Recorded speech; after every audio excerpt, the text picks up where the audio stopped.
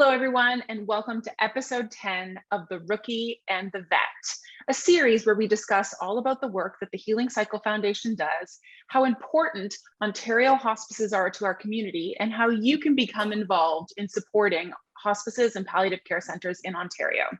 My name is Mallory McGrath, a.k.a. The Rookie, and I'm a millennial, and those are people born between the years 1981 and 1996. Hi, everyone. I'm Ron Kassies, and I'm the vet, hence the gray hair. And I'm from the boomer generation. 1946 to 1964 is that range I fall into. And I'll let you guess where I fall.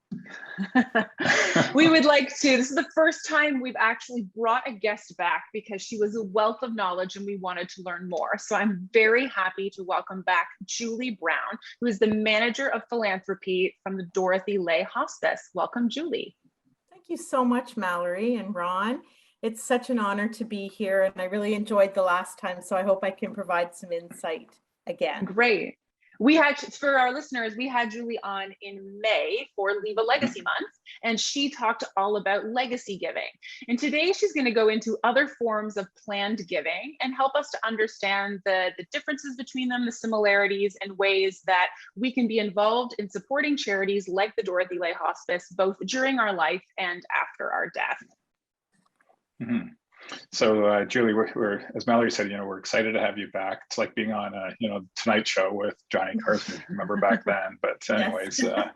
He had repeat guests too. But anyways, we are excited to have you here, and we thank you for your contributions earlier in May as well. And today we're going to take the opportunity to have you speak about planned giving. So if you could tell us a little bit more about that and how it works, we'd love to hear it. Sure. So planned giving, I looked up a definition of it, and the way that it was applicable to Dorothy Lay is it's a charitable gift while we are alive, and it's dedicated to a charity in the future. So it's really putting some thought around investing now for later, whether that's for altruism, tax benefit, to leave your children and your estate more money by getting the capital gains tax.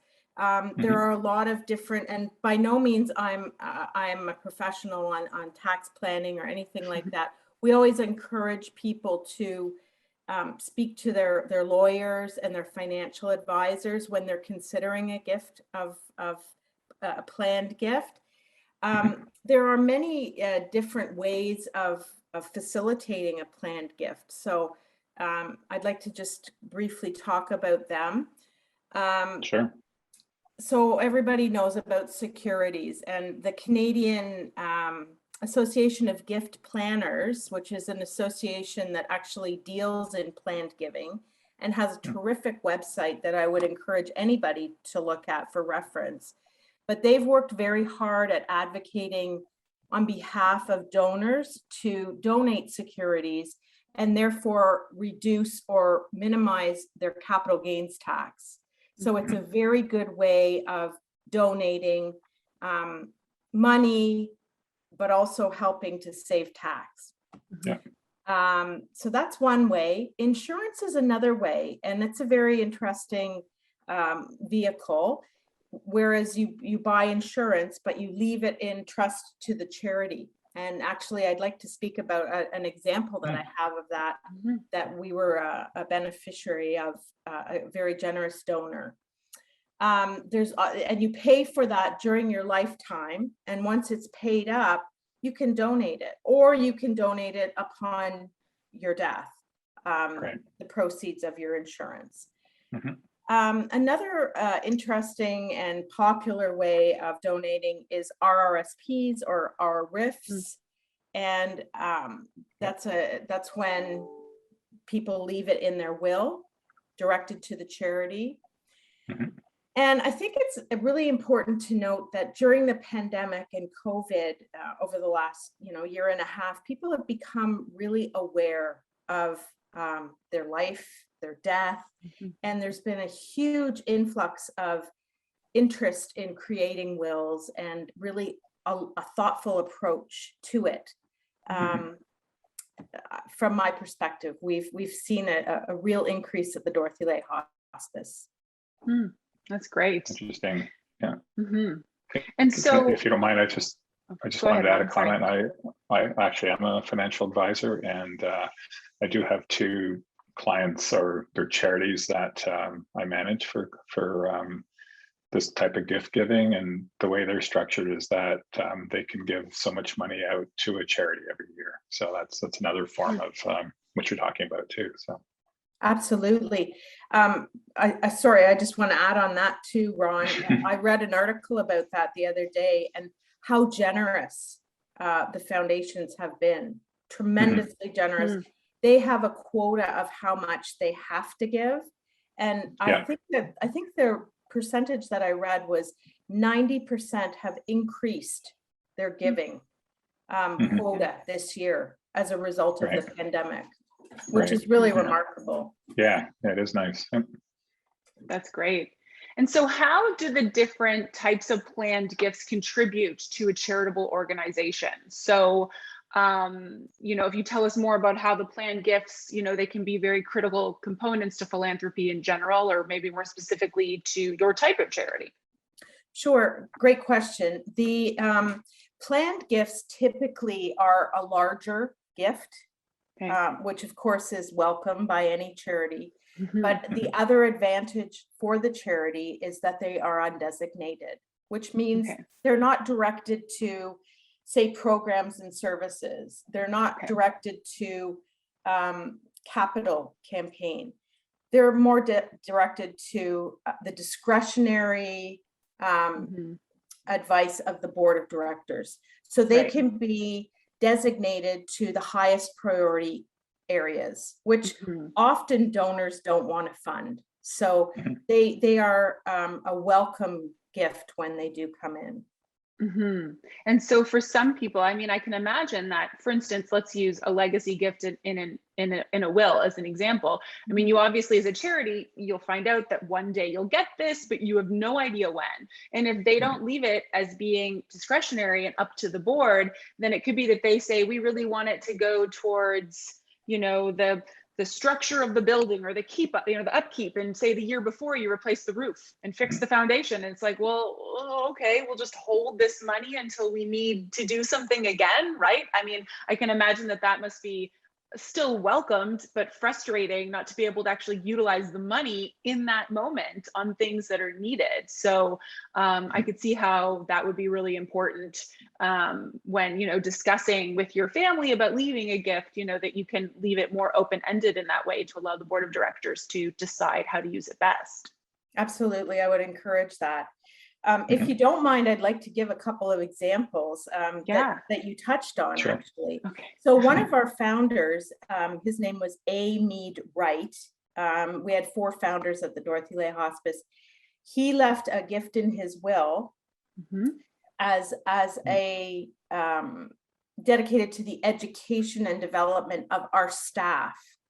So people don't generally think that far ahead, but it was for professional development, and he amortized it over 10 years, and he named the gift in his wife's name, and left all the selection process and the discretion to the board of directors. So what a wonderful gift to, first of all, the organization, but also to credit the staff, because often they don't get the acknowledgement or the professional development that they desire. So that was a really well thought out gift that benefited the entire organization for 10 years.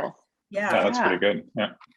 Another gift that I'd like to just touch on is this person died and left the estate to Scotia Bank. I don't know if I'm allowed to say the particular organization, but so they were looking for areas to gift it because it was undesignated, and we wrote a application to use it for just operating expenses. So, for example, the photocopier and the this and the that. So that's really come in handy in terms of our operating costs. But she Mhm. also left a clause in it to help us with our wellness. So our wellness is when we bring people into the hospice, but also deliver care out in the community. So really, she had thought out the whole gift and how it would benefit the hospice. So two wonderful examples of planned giving that Mhm. benefited the hospice in the future. And two really good examples of donors leaving money, not just to benefit, the hospice, meaning the facility, Right. but actually the people that do the physical work, right? And how wonderful is that these two individuals, one obviously who was very, very tied to the hospice and had much more knowledge of it, but that they were thinking about, okay, a hospice isn't just a building. Really, a hospice is these human beings who are bringing so much life and joy into it for the patients and families who are there. So yeah, what wonderful, really specific gifts. I really love that. Yes. And I'd like to just touch on another one that's not a bequest, but Okay. an insurance policy. So this gentleman in the community read a direct mail appeal that we had sent out, and he recognized the author of the letter and had a lot of respect for her, one of our board members. And he realized that he had an insurance policy that he hadn't even realized had been fully paid, and decided that he would donate it to this cause, this direct mail letter, undesignated. And I mean, just such a wonderful gesture that it was just sort of sitting around, and he was such an altruist and had such vision that he would donate it to the hospice. So we've used that example and actually tried to incent other donors to do that as well. So again, like a planned gift, he had planned it, but maybe not for that purpose, but yet it paid off threefold. Right. Wow. Yeah. That's amazing. Yeah. That is nice. And sometimes you're wondering if those mailings actually work, because if you're like my house, we get all kinds of things in the mail. You just go, yeah, I'll see you later, right? But it's nice to see that somebody actually read it. But that's all you need is one person to read one, right? Absolutely. Very very satisfying all the way around. A win-win situation. Yeah. For sure. That's amazing. Well, you actually answered my next question, Julie. So, because it was going to be how the planned gifts certainly impacted Dorothy Lay. So you answered that for me, which is nice. But the one thing I did want to mention is that with our month of September being our challenge month, virtual month now, when all the funds raised by your hospice, what we do as a board is we don't tell the hospices what they need to use the money for, which I think is great too, because we're not there on a daily basis and don't know, what your specific need is at any given time. So that's one thing we did right from the start is here's some money, your team raised it, and please go ahead and do what you need with it. So. Fabulous. Exactly. Yeah. So one last question, Julie, before we let you go. So how does an individual, let's use me as an example. So I'm mid-30s, married, I have a kid. How do I go about, if I'm interested in planned gift giving, how do I assess my readiness to pursue going down that path? Well, again, I'll emphasize, I am a facilitator, I'm a guide. I strongly urge anybody that's considering a gift of that type to talk to their financial planner, their lawyer, anybody they trust with advice. We're not really in a position to advise on that. We're definitely in a position to accept it, but strongly urge professional advice, because then, as you say, Mallory, they can assess their readiness. Right. Wonderful.